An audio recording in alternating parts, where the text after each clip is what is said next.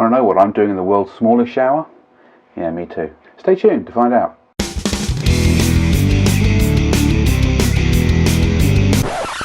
When you move into a new house, the first thing you do is unpack the kettle. The second thing you do is unpack 3 random boxes from the 400 you seem to have brought with you.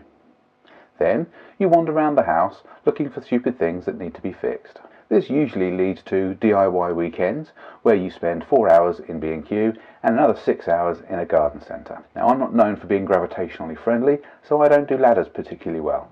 I do have a 3D printer, so I can still do some things. And so you join me in the world's smallest shower. The shower I will never actually really use.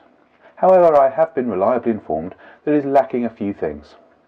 Now, it seems to have a shelf that you can put things on, and it has a place for a flannel. But apparently this is not the right place for a flannel. What's required is a hook up there somewhere. So that's what we're going to do, hopefully. So here we are in OpenSCAD. This is the hook we're going to produce.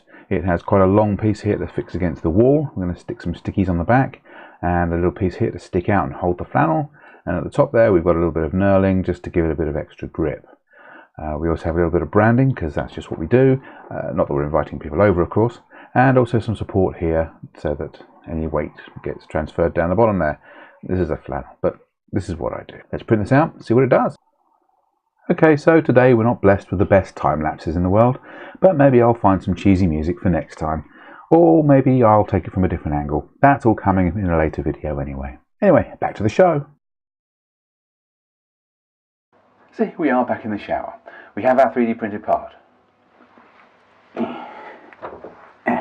We have our 3D printed part. Attach some Velcro bits to the back and on the wall as well. So now what remains is to see if it fits.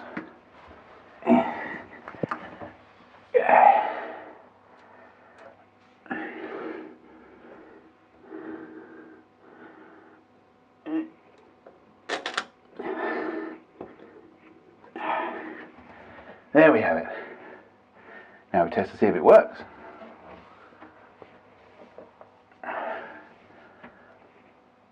So here we are by the front door.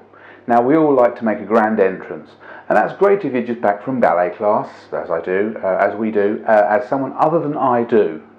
Anyway, the door opens and bangs into the wall. Now that's going to leave a mark. So what we need to do is take a look downstairs. God, whoever thought this was a good idea, I need to punch in the bracket.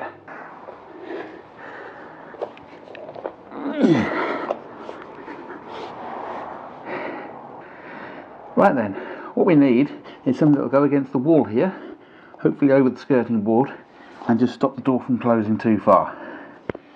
Let's take some measurements. So after the paramedics picked me up, here we are back in OpenSCAD. So what we want is something that will attach to the wall here, and go into the skirting board that will come down here, and have something that sticks out just enough to hold the door off without it being too much of a problem. As you can see, this is a double thickness piece, so I can stick 2 stickies on it to give it a bit more strength. Right, let's print that out and see what it does.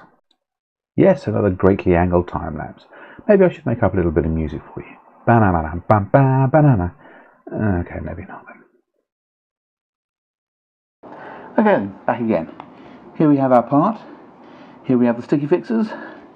Let's stick it to the wall.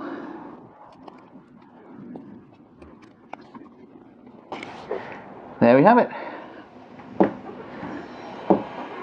Oh, just in time for the DIY elsewhere in the street. Well, there you have it. A very DIY based weekend.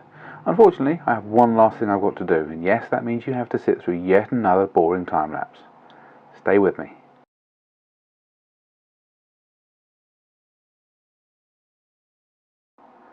And there you go.